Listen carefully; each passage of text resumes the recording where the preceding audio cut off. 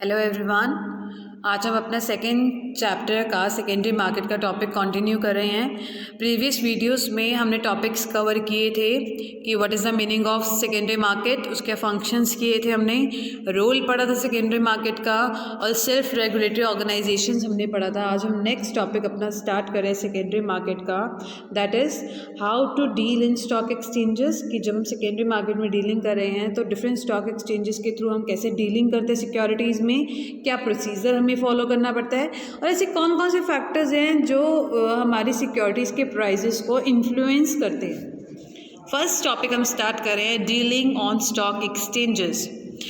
कि stock exchanges में हम अगर एक कंपनी को अपनी सिक्योरिटीज़ को सेल करना होता है, इन्वेस्टर्स को अपनी सिक्योरिटीज़ को सेल करना है, तो वो थ्रू स्टॉक एक्सचेंजेस किस तरीके से डीलिंग करेगी। अभी मैंने आपको पहले ही बताया था कि हमने डिफरेंस किया था प्राइमरी और सेकेंडरी मार्केट का। प्राइमरी मार्केट में हम न्यू सिक्योरिटीज़ में डीलिंग करते हैं। जब एक कंपनी को न्यू सिक्योरिटीज़ को इशू करना होता है तो वो प्राइमरी मार्केट के थ्रू करती है। और अगर एक कंपनी को उसकी जो लिस्टेड सिक्योरिटीज़ हैं अगर वो स्टॉक एक्सचेंजेस में लिस्टेड हैं तो वो किसके थ्रू डीलिंग करेगी, थ्रू सेकेंडरी मार्केट। तो प्राइमरी मार्केट में न्यू सिक्योरिटीज़ में डीलिंग करते हैं हम, सेकेंडरी मार्केट में जो ऑलरेडी इशूड सिक्योरिटीज़ होते हैं, जो लिस्टेड सिक्योरिटीज़ होते हैं, उसमें हम डीलिंग करते हैं। प्राइमरी मार्केट में एक और हमने पॉइंट किया था कि प्राइमरी मार्केट में जो डीलिंग होती है वो एक कंपनी और एक इन्वेस्टर के बीच में होती है, और सेकेंडरी मार्केट में जो डीलिंग होती है वो दो इन्वेस्टर्स के बीच में होती है। अब किस तरीके से डीलिंग होती है, मैंने अभी आपको बताया कि डीलिंग जो होगी वो किस में होगी, लिस्टेड सिक्योरिटीज़ में वो डीलिंग होगी। लिस्टेड सिक्योरिटीज़ कि वो सिक्योरिटीज़ जो डिफरेंट स्टॉक एक्सचेंजेस में लिस्टेड हैं सिर्फ उन्हीं में डीलिंग होगी उसकी, ठीक है। और डीलिंग करने के लिए security exchange board of India ने, सेबी ने बहुत सारे रूल्स बाय लॉज बनाए हैं जो हर एक इन्वेस्टर को वो फॉलो करने होते हैं, ठीक है। उनको फॉलो करके जो से रेगुलेशंस बनाए उनको फॉलो करके ही हम through recognized, through authorize clerks, मतलब थ्रू ऑथोराइज मेंबर्स जो होते हैं, जो हमारे ब्रोकर्स होते हैं, उनके थ्रू हम डिफरेंट स्टॉक एक्सचेंजेस में क्या करते हैं, डीलिंग करते हैं। देखो, dealing on stock exchange are subject to the bye laws and rules of the stock exchanges. कि अगर किसी इन्वेस्टर को स्टॉक एक्सचेंजेस में डीलिंग करना है तो उनको डिफरेंट जो लॉज बनाए गए हैं, रूल्स बनाए गए हैं स्टॉक एक्सचेंजेस के लिए, उनको फॉलो करना है। Stock exchanges dealing in India regulated by, इनको कौन रेगुलेट करता है, सिक्योरिटी कंट्रैक्ट एक्ट रेगुलेशंस। इनको जो रेगुलेट किया जाता है वो सिक्योरिटी कंट्रैक्ट के थ्रू इनको रेगुलेट किया जाता है, ठीक है। और इसमें जो डीलिंग होती है वो किसके होते हैं, लिस्टेड सिक्योरिटीज़ की डीलिंग होती है। किसके थ्रू होती है, थ्रू द मेंबर्स, जो इसके ऑथराइज्ड ब्रोकर्स होते हैं, उनके थ्रू ही हम अपनी स्टॉक मार्केट में डीलिंग्स कर सकते हैं। अभी डीलिंग जो होते हैं वो किस तरीके से होते हैं, दो तरह की डीलिंग्स होती है। One is your ready delivery contract, second is your forward delivery contract. Now what is ready delivery contract, नाम से अगर आपको क्लियर हो रहा होगा कि रेडी डिलीवरी कंट्रैक्ट जिसमें जो सिक्योरिटीज़ की सेल और परचेज होती है वो बहुत ही शॉर्ट टाइम पीरियड में होती है, ठीक है। शॉर्ट टाइम पीरियड में जब होती है तो उसको हम बोलते हैं रेडी डिलीवरी कंट्रैक्ट। देखो, दीज कंट्रैक्ट्स, इनको और क्या बोला जाता है, इनको कैश ट्रांजेक्शन्स भी बोला जाता है। क्या बोला जाता है, कैश ट्रांजेक्शन, कैश ट्रेडिंग इनको बोला जाता है, और कैश ट्रांजेक्शन्स कहा जाता है। इनको कैश ट्रेडिंग और कैश ट्रांजेक्शन्स क्यों कहते हैं, क्योंकि इनकी जो सेल और परचेज होते हैं या तो वो सेम डेट पर हो जाती है या फिर शॉर्टर पीरियड में इनकी डीलिंग होती है, मिक्सड, या फिर मैक्सिमम जो इनकी सेल और परचेज होती है वो मैक्सिमम डेज कितने होते हैं, 7 डेज में इनकी सेल और परचेज की जाती है। Ready delivery contract must be settled within a specified limit. They cannot be carried over to extended period. कि इनकी डिलीवरी जल्दी होती है, पेमेंट सिक्योरिटीज़ के ट्रांसफ़र जल्दी होती है, इस टाइम पीरियड को हम एक्सटेंड नहीं कर सकते, ठीक है। और वो सिक्योरिटीज़ जिनकी पेमेंट सेम डे पर होती है, मतलब सेम डे पर हमने सिक्योरिटीज़ को सेल किया, परचेज़ किया, सेम डे पर ही हमने उसकी पेमेंट कर दी, उन डिलीवरी कंट्रैक्ट्स को हम बोलते हैं स्पॉट डिलीवरी कंट्रैक्ट। क्या बोलते हैं, स्पॉट डिलीवरी कॉन्ट्रैक्ट। इनको स्पॉट डिलीवरी कंट्रैक्ट कहा जाता है, जिनकी सेल और परचेज सेम डे पर होती है। देखो, if the payment and delivery of securities is on the same day और the next day, same day या फिर नेक्स्ट डे, उन कॉन्ट्रैक्ट्स को हम क्या बोलते हैं?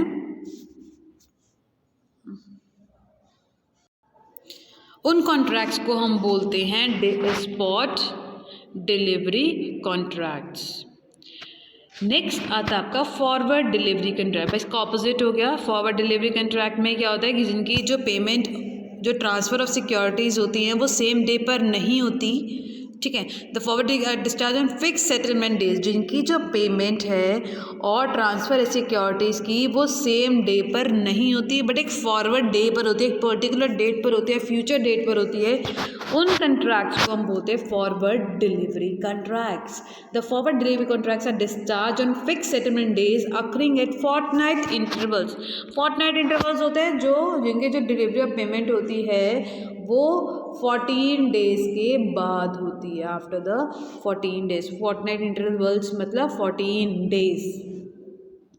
Forward delivery contracts are confined to those securities which are planned on the forward list। इनमें उन सिक्योरिटीज़ की डीलिंग होती है जिनकी जो प्लानिंग है वो फॉरवर्ड लिस्ट मतलब आगे फ्यूचर में होगी, अभी करंटली हम उनकी डिलीवरी और उसकी पेमेंट नहीं कर रहे हैं। तो क्लियर हो गया आपको यहाँ से। अब हमने जो डीलिंग करी स्टॉक एक्सचेंजेस में, उसके कितने टाइप्स होते हैं? 2 टाइप्स होते हैं। 2 तरीके से हम सिक्योरिटीज़ में, स्टॉक एक्सचेंजेस में, लिस्टेड सिक्योरिटीज़ में डीलिंग कर सकते हैं। One is your ready delivery contract and second is your forward delivery contract. Ready delivery contract में जो डीलिंग होती है वो बहुत शॉर्टर पीरियड में होते हैं, मैक्सिमम 7 डेज़ के विद इन होती है, और वो डीलिंग जो विद इन अ डे होती है या नेक्स्ट डे होती है उनको हम क्या बोलते हैं? स्पॉट डिलीवरी कंट्रैक्ट्स कहते हैं। सेकंड आता है आपका फॉरवर्ड डिलीवरी कंट्रैक्ट्स, जिसमें जो पेमेंट्स और डिलीवरीज होती है वो सेम डे पर नहीं होती बट एक फॉरवर्ड लिस्ट मतलब फॉरवर्ड फ्यूचर डेट्स पर होती है या फिर फोर्टनाइट इंटरवल्स पर उनकी डीलिंग होती है, उनको हम बोलते हैं फॉरवर्ड डीलिंग डिलीवरी कॉन्ट्रैक्ट्स। अब हम नेक्स्ट टॉपिक स्टार्ट करें अपना, that is procedure for dealing at stock exchange. कि स्टॉक एक्सचेंजेस में एक इन्वेस्टर किस तरीके से डीलिंग करता है। अभी आपको पहले ही बताया था कि एक इन्वेस्टर को अगर स्टॉक एक्सचेंजेस में डीलिंग, सिक्योरिटीज़ में डीलिंग करना होता है सेकेंडरी मार्केट में, तो वो डायरेक्टली डीलिंग नहीं करता, डायरेक्टली वो सारी ट्रांजेक्शन्स नहीं कर सकता। उसको सिक्योरिटीज़ को सेल और परचेज करने के लिए एक रजिस्टर्ड ब्रोकर को हायर करना ज़रूरी होता है। मीन्स वो भी स्टॉक एक्सचेंज में जो भी डीलिंग करेगा सिक्योरिटीज़ के रिगार्डिंग, तो जो भी डीलिंग्स होते हैं वो थ्रू रजिस्टर्ड ऑथराइज ब्रोकर्स के थ्रू होती है, वो डायरेक्टली स्टॉक मार्केट में डीलिंग नहीं कर सकते। तो क्या प्रोसीजर होता है स्टॉक एक्सचेंज में डीलिंग करने का? फर्स्ट पॉइंट है आपका सिलेक्शन ऑफ ब्रोकर। मैंने आपको अभी बताया कि एक ब्रोकर को, एक इन्वेस्टर को एक ब्रोकर को हायर करना बहुत ज़रूरी होता है। Investor has to select a broker for dealing in securities. कि सिक्योरिटीज़ में डीलिंग करने के लिए एक ब्रोकर को सिलेक्ट करना ज़रूरी होता है, ठीक है। अब वो ब्रोकर को या तो वो डायरेक्टली हायर कर सकता है, डायरेक्टली भी कर सकता है उसको हायर, या फिर बैंक्स के थ्रू भी वो उनको हायर कर सकता है, ठीक है। द इंटरेस्टेड इन्वेस्टर में डायरेक्टली और through his bank approach a broker. Means वो एक ब्रोकर को डायरेक्टली भी हायर कर सकता है या थ्रू बैंक्स भी वो एक ब्रोकर को हायर कर सकता है, ठीक है। अब ब्रोकर को हायर कर लिया, अब ब्रोकर जब सेटिस्फाई हो जाएगा उस इन्वेस्टर से कि उस इन्वेस्टर की फाइनेंशियल पोजीशन साउंड है, मीन्स उसके पास इतना पैसा है कि वो सिक्योरिटीज़ में डीलिंग कर सकता है, सेल कर सकता है, परचेज कर सकता है, तो ब्रोकर क्या करता है? उसका अकाउंट ओपन कर देता है। ब्रोकर क्या करेगा? उसका एक अकाउंट ओपन कर देगा। क्लियर हुआ? सबसे पहले एक इन्वेस्टर क्या करेगा? ब्रोकर को सिलेक्ट करेगा, ठीक है। वो डायरेक्टली भी सिलेक्ट कर सकता है और थ्रू बैंक्स भी वो सिलेक्ट कर सकता है। अब ब्रोकर को सिलेक्ट कर लिया, ब्रोकर भी इन्वेस्टर की फाइनेंशियल पोजीशन को चेक करने के बाद उसका अकाउंट ओपन करेगा। सेकेंड आता है आपका प्लेसिंग ऑफ ऑर्डर। अब एक इन्वेस्टर क्या करेगा? ऑर्डर प्लेस करेगा। वो बताएगा कि वो सिक्योरिटीज़ को परचेज करना चाहता है या फिर वो सिक्योरिटीज़ को सेल करना चाहता है, ठीक है। ब्रोकर का अकाउंट ओपन हो गया, सॉरी इन्वेस्टर का अकाउंट ओपन हो गया, ठीक है। अब एक इन्वेस्टर ये बताएगा, क्लाइंट मतलब इन्वेस्टर ये बताएगा कि वो सिक्योरिटीज़ को सेल करना चाहता है या फिर वो परचेज करना चाहता है। अब वो उसकी रिगार्डिंग ब्रोकर के जब वो सिक्योरिटीज़ में डीलिंग कर रहा है तो वो ब्रोकर्स की हेल्प भी ले सकता है, ठीक है। मीन्स उसे हेल्प ले सकता है कि कौन कौन सी टाइप मीन्स किस किस सिक्योरिटीज़ में वो डीलिंग करे, ठीक है, कौन से वो शेयर्स परचेज करे, तो किस टाइम पर प्रॉपर किस टाइम पर उसको शेयर्स परचेज करना ठीक होगा, तो वो सारी हेल्प किससे ले सकता है, एक ब्रोकर से वो हेल्प ले सकता है। सबसे पहले एक ब्रोकर को सिलेक्ट करेगा, ब्रोकर सेटिस्फाई होने के बाद अपना अकाउंट ओपन करेगा, फिर एक इन्वेस्टर क्या करेगा, अपना ऑर्डर प्लेस करेगा कि वो सिक्योरिटीज़ को परचेज करना चाहते हैं, वो सेल करना चाहता है, ठीक है। अब वो जब अपना ऑर्डर प्लेस कर रहा है तो ऑर्डर प्लेस करते टाइम वो एक इन्वेस्टर ब्रोकर की हेल्प ले सकता है कि वो किस टाइप ऑफ सिक्योरिटीज़ में वो डीलिंग कर सकता है, मीन्स कौन सी सिक्योरिटीज़ उसके लिए ठीक होंगी, कौन सी टाइप की सिक्योरिटीज़ को परचेज़ करे और कौन सा सही टाइम होगा उसकी सिक्योरिटीज़ को परचेज़ करने के बाद करने का, ठीक है। एक बार जब क्लाइंट एक इन्वेस्टर सेटिस्फाई हो जाता है, वो सेटिस्फाई होगा कि मुझे ये सिक्योरिटीज़ परचेज़ करनी है, इस टाइम पर परचेज़ करनी है, तो वो ब्रोकर को क्या करेगा, अपना ऑर्डर प्लेस करेगा, ऑर्डर प्लेस करेगा, ठीक है। देखो, after being satisfy himself about the securities the client tells his broker to purchase shares, वो बताएगा कि वो कौन से शेयर्स परचेज करना चाहता है, ठीक है, उसका क्या नंबर होगा और किस प्राइस पर वो परचेज करना चाहता है। ये तीनों डिटेल्स वो किसको देगा, ब्रोकर को देगा, ठीक है। फिर ब्रोकर क्या करता है, वो यही कोशिश करता है कि जो मेरे इन्वेस्टर की डिमांड है मैं उसकी डिमांड को पूरा कर पाऊँ, मीन्स वो जो शेयर्स परचेज़ करना चाहता है, जितने नंबर ऑफ़ शेयर्स वो परचेज़ करना चाहता है या जिस प्राइस पर वो शेयर परचेज़ करना चाहता है, मैं उसकी जो इच्छा चाह रहा है उसकी इच्छा को क्या कर सकूँ, उसको पूरा सेटिस्फाई कर सकूँ। क्लियर। अगर एक इन्वेस्टर एक पर्टिकुलर प्राइस बताता है, मीन्स एक डेफिनाइट प्राइस बताता है कि मुझे इसी प्राइस पर शेयर्स परचेज करनी है, तो ब्रोकर यही कोशिश करता है कि वो उसी प्राइस पर उसको वो शेयर्स इशू करवाए। क्लियर हो गया यहाँ पे प्लेसिंग एन ऑर्डर। नेक्स्ट आता है आपका मेकिंग द कंट्रैक्ट। अब the broker enters the rate and number of for buying and selling of securities in is computer forwarded to the exchange. कि अब उसने उससे पूछ लिया, ऑर्डर ले लिया, पहले हमने ब्रोकर सेलेक्ट किया, उसने ऑर्डर प्लेस किया, अब उनके बीच में क्या होगा, कंट्रैक्ट होगा। अब ब्रोकर ने पूछ लिया कि वो कौन से शेयर्स परचेज करना चाहता है, कितने नंबर ऑफ शेयर्स परचेज करना चाहता है और किस प्राइस पर परचेज करना चाहता है। वो सारी इन्फॉर्मेशन किसको फॉरवर्ड करेगा, स्टॉक एक्सचेंजेस में वो ये इन्फॉर्मेशन को फॉरवर्ड करेगा। जब उसने ये इन्फॉर्मेशन सारे स्टॉक एक्सचेंजेस में दे दी, फिर वो सारी इन्फॉर्मेशन हर एक ब्रोकर की स्क्रीन के ऊपर फ्लैश होती है।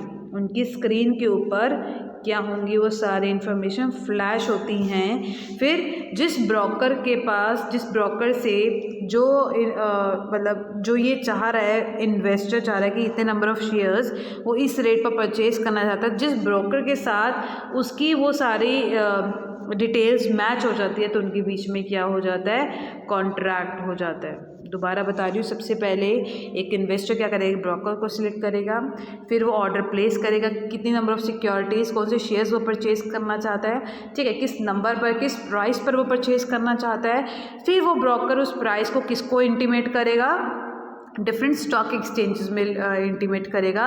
फिर जब उसने इंटीमेशन दिया स्टॉक एक्सचेंजेस में, तो वो जो इसने इन्फॉर्मेशन अपने कंप्यूटर में फीड करी है उस इन्वेस्टर की सिक्योरिटीज़ को लेकर, फिर वो इन्फॉर्मेशन हर एक जितने भी ब्रोकर, रजिस्टर्ड ब्रोकर्स हैं, उनकी स्क्रीन पर वो सारी इन्फॉर्मेशन क्या होती है, फ्लैश होती है।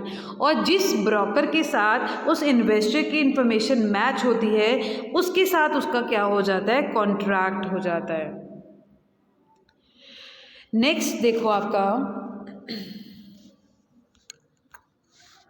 अगर उनका जो रेट है, इन्वेस्टर ने जो रेट रखा है वो किसी ब्रोकर के साथ मैच नहीं होता, तो क्लाइंट को मीन्स इन्वेस्टर को क्या करना पड़ेगा, अपने रेट्स में कुछ चेंजेस करने पड़ेंगे ताकि वो सिक्योरिटीज़ को परचेज या सेल कर सके।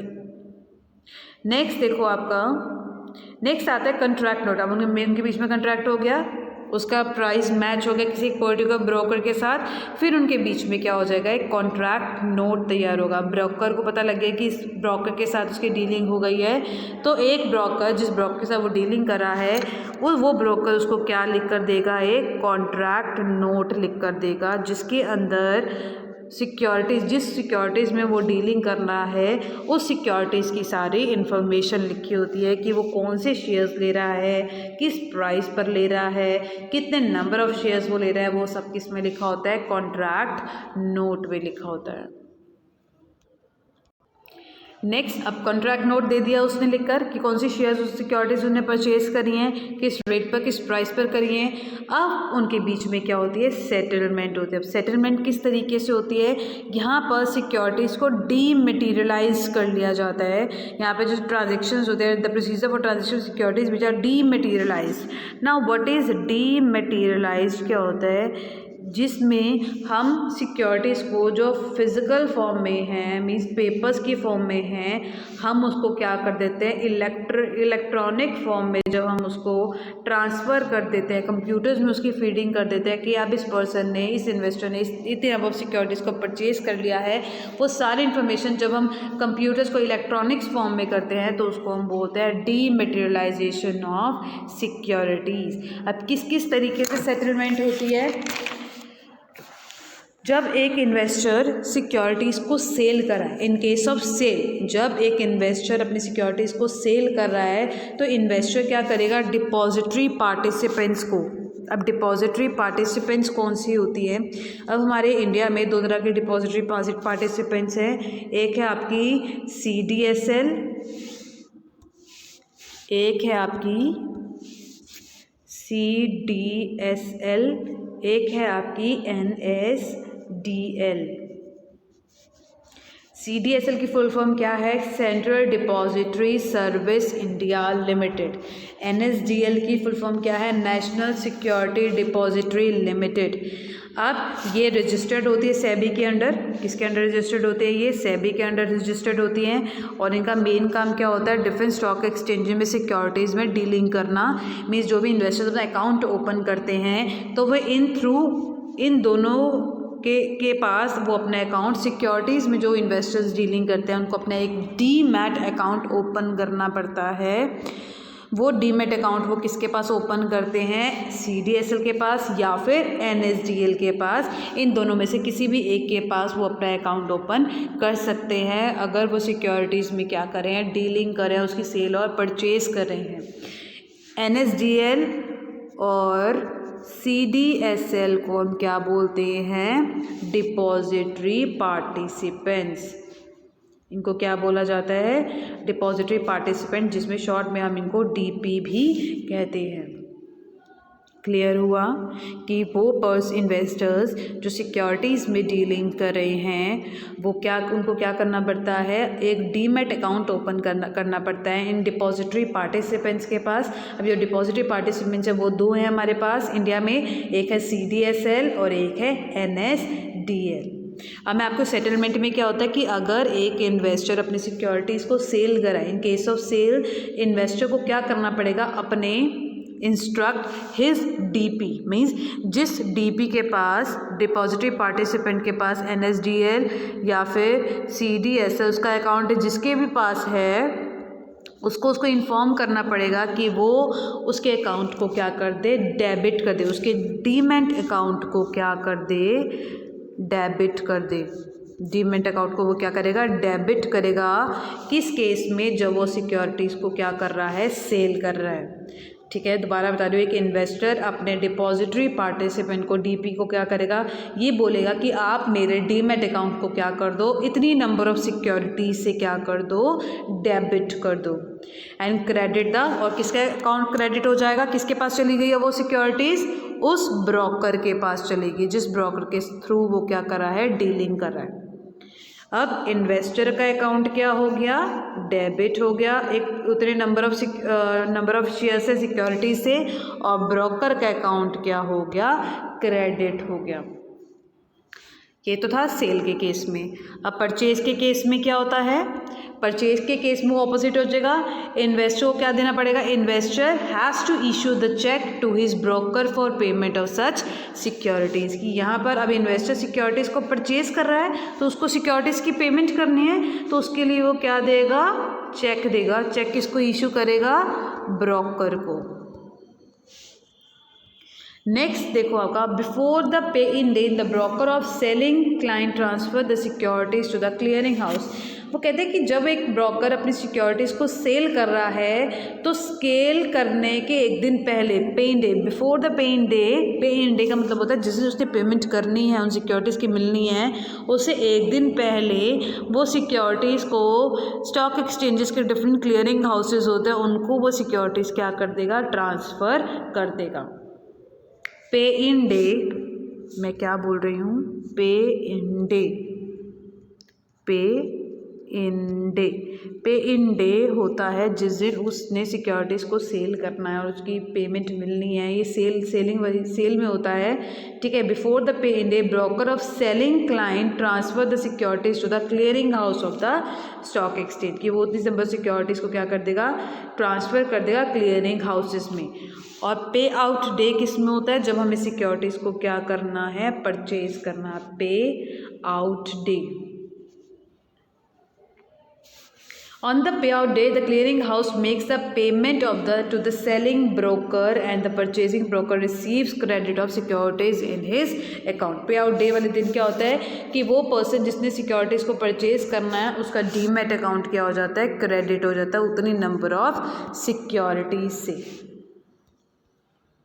उसके बाद क्या होगी कि जो इन्वेस्टर्स को क्या मिल जाएगी, पेमेंट मिल जाएगी। The investor receives payments from the broker for the selling of securities, और परचेजिंग ब्रोकर क्या करेगा, अब जो इन्वेस्टर अपनी सिक्योरिटीज़ को सेल कर रहा है, ठीक है, अब सेल कर रहा है तो उसके पास पैसा आएगा, तो ये पैसे, उसको पैसे मिलेंगे, पेमेंट वो रिसीव करेगा।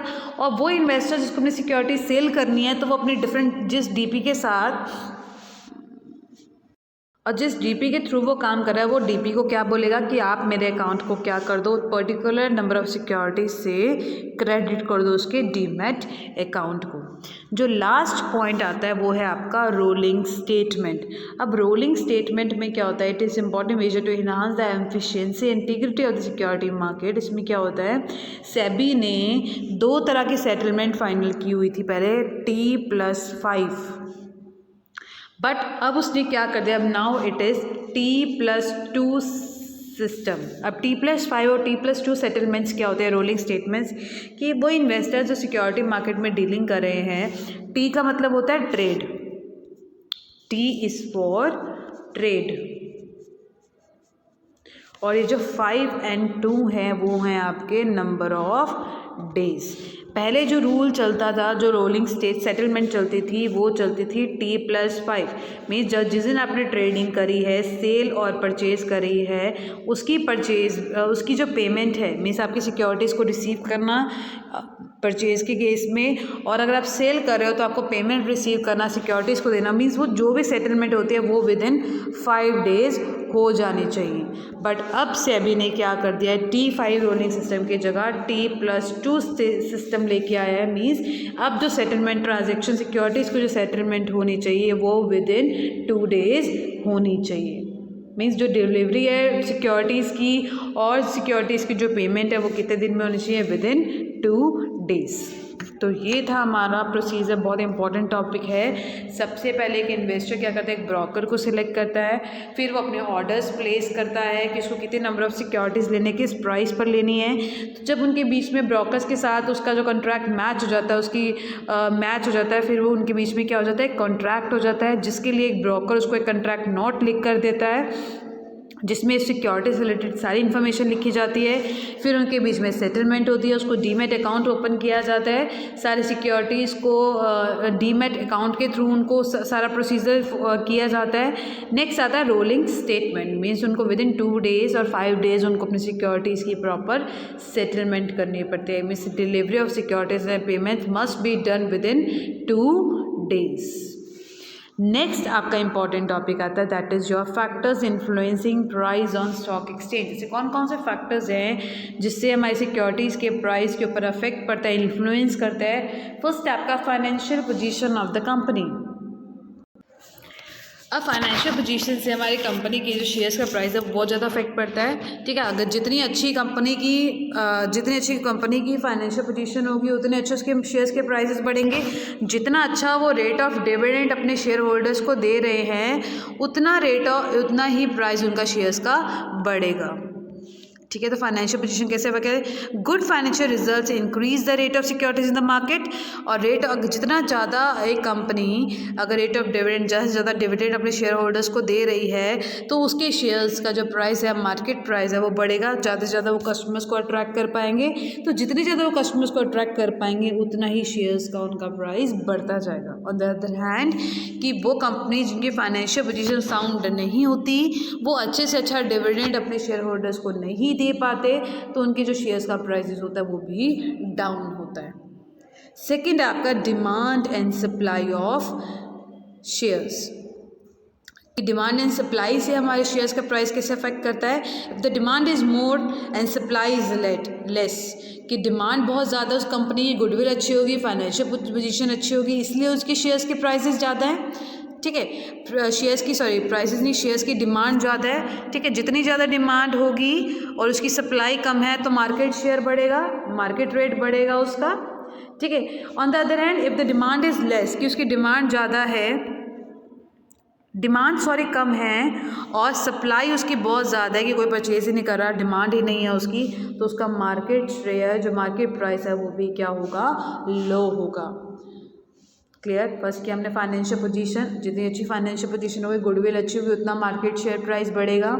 सेकंड ज़्यादा डिमांड एंड सप्लाई, जितनी ज़्यादा डिमांड होगी सप्लाई कम है तो मार्केट शेयर बढ़ेगा। अगर उसकी डिमांड कम है सप्लाई ज़्यादा है तो मार्केट का जो प्राइस है, शेयर मार्केट का जो प्राइस है वो कम हो जाएगा। नेक्स्ट आता है आपका रोल ऑफ फाइनेंशियल इंस्टीट्यूशंस। ना next is your role of financial institutions. की फाइनेंशियल इंस्टीट्यूशंस की वजह से एक कंपनी की सिक्योरिटीज़ पे क्या इफेक्ट, प्राइसेस पे क्या इफेक्ट पड़ता है। अब इधर फाइनेंशियल इंस्टीट्यूशंस होते हैं वो एक कंपनी की जो सिक्योरिटीज़ को वो बहुत ज़्यादा बल्क में परचेज करते हैं, लार्ज क्वांटिटीज़ में परचेज करते हैं। तो अगर फाइनेंशियल इंस्टीट्यूशंस एक पर्टिकुलर स्टॉक एक्सचेंजेस के थ्रू एक कंपनी के शेयर्स को बल्क में परचेज कर रहे हैं, ठीक है, तो सप्लाई कम हुई तो डिमांड बढ़ेगी तो मार्केट प्राइस भी क्या होगा, उसका बढ़ेगा। ठीक है, अगर फाइनेंशियल इंस्टीट्यूशंस एक कंपनी की शेयर्स को सेल करना स्टार्ट कर देती है तो मार्केट में सप्लाई बढ़ेगी उन शेयर्स की, डिमांड सप्लाई बढ़ेगी, सप्लाई क्या होगी। अगर वो फाइनेंशियल इंस्टीट्यूशन सिक्योरिटीज़ को उनकी होल्डिंग्स को सेल करना स्टार्ट कर दिया तो मार्केट में क्या बढ़ी, सप्लाई बढ़ी, डिमांड क्या होगी, उसकी कम होगी, क्योंकि सप्लाई बहुत ज़्यादा है तो मार्केट प्राइस भी क्या हो जाएगा, उसका कम हो जाएगा। नेक्स्ट आते हैं आपकी स्पेक्यूलेटिव एक्टिविटीज़ कौन सी होती हैं। Now what are the speculative activities, जहाँ पर एक इन्वेस्टर का सिक्योरिटीज़ को सेल और परचेज करने का मोटिव इन्वेस्टमेंट नहीं होता, बल्कि वो क्या करते हैं, शेयर्स के डिमांड एंड सप्लाई को क्या करते हैं, कंट्रोल करते हैं। ठीक है, द स्पेकुलेटर में create artificial scarcity in a particular securities, कि वो क्या करते हैं, बल्क में किसी पर्टिकुलर सिक्योरिटी को परचेज कर लेते हैं। ठीक है, तो अगर उन्होंने बल्क में एक सिक्योरिटी को परचेज कर लिया तो उसकी सप्लाई कम हो गई, डिमांड बढ़ गई, जिसका मार्केट प्राइस भी बढ़ जाएगा। इसी तरीके से जब वो मार्केट में क्या करते हैं, जान के डिमांड एंड सप्लाई को अफेक्ट करने के लिए, सपोज उन्होंने सिक्योरिटीज़ को सेल करना स्टार्ट कर दिया तो उसकी कंपनी की सिक्योरिटीज़ मार्केट में बढ़ गई, उसकी सप्लाई बढ़ गई तो उसकी डिमांड कम हो जाएगी। ठीक है, जिससे उसका मार्केट शेयर भी क्या हो जाएगा, कम हो जाएगा। तो ये होती है स्पेकुलेटिव एक्टिविटीज़, जिसमें जो स्पेकुलेटर्स होते हैं वो एक सिक्योरिटीज़ की डिमांड एंड सप्लाई को अफेक्ट करने के लिए क्या करते हैं, सिक्योरिटीज़ को सेल और परचेज करते हैं। नेक्स्ट आती है आपकी गवर्नमेंट पॉलिसी। गवर्नमेंट पॉलिसी से भी हमारे प्राइसेस को अफेक्ट पड़ता है। ठीक है, कैसे, अगर हमारी गवर्नमेंट की जो पॉलिसीज़ हैं वो फेवरेबल हैं, मीन्स अच्छी पॉलिसीज़ बनाई है गवर्नमेंट, बहुत फ़ायदा दे रही है इन्वेस्टर्स को, तो हमारा जो सिक्योरिटीज़ का जो प्राइस है वो भी बढ़ेगा। अगर गवर्नमेंट की पॉलिसीज़ है वो बहुत एडवर्स हैं, मीन्स उनको इन्वेस्टर्स फॉलो नहीं कर पा रहे, तो उससे क्या होगा, हमारी सिक्योरिटीज़ के प्राइसेस क्या होते जाएंगे, डाउन होते जाएंगे। नेक्स्ट आता है आपका इंटरेस्ट रेट। अब इंटरेस्ट रेट हमारी सिक्योरिटीज़ को कैसे अफेक्ट करता है। Now in case of interest rates, कि अगर हमारी मार्केट में जो इंटरेस्ट रेट्स है वो बढ़ रहा है तो उससे जो हमारी सिक्योरिटीज़ की डिमांड क्या होगी, कम होगी, क्योंकि मार्केट में मनी का जो फ्लो है वो कम होगा इन कंपेयर टू कि अगर हमारे इंटरेस्ट रेट्स कम है, मार्केट में मनी का फ्लो बढ़ेगा तो सिक्योरिटीज़ में शेयर्स का बिड प्राइस क्या होगा, इंक्रीज होगा। लास्ट पॉइंट आपका आता है that is your trade cycle.